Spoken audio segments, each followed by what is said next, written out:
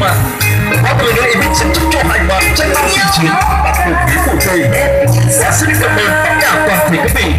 Và ngày lúc này xin mời tất cả toàn thể quý chúng ta hãy chuẩn bị ly của mình tại đây để cùng nâng ly chào cơ sở và quý vị đã về hạnh phúc để chúc cho hai bạn.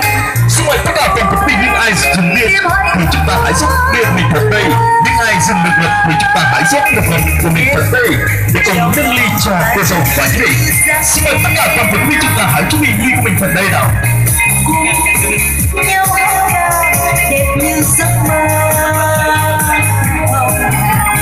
ngày vui hạnh phúc tình yêu lứa đôi mình cùng năm tháng dài tình ta lứa tháng tư em vẫn trong ngày vui tựa như. Và xin mời tất cả toàn thể quý chúng ta hãy nâng ly của mình thật cao đây nào.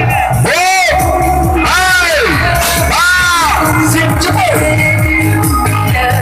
Vâng ạ, cảm ơn tất cả toàn thể rất là nhiều và cảm ơn chúc mừng toàn thể gia đình. Và bây giờ mình đã xin chúc cho hai bạn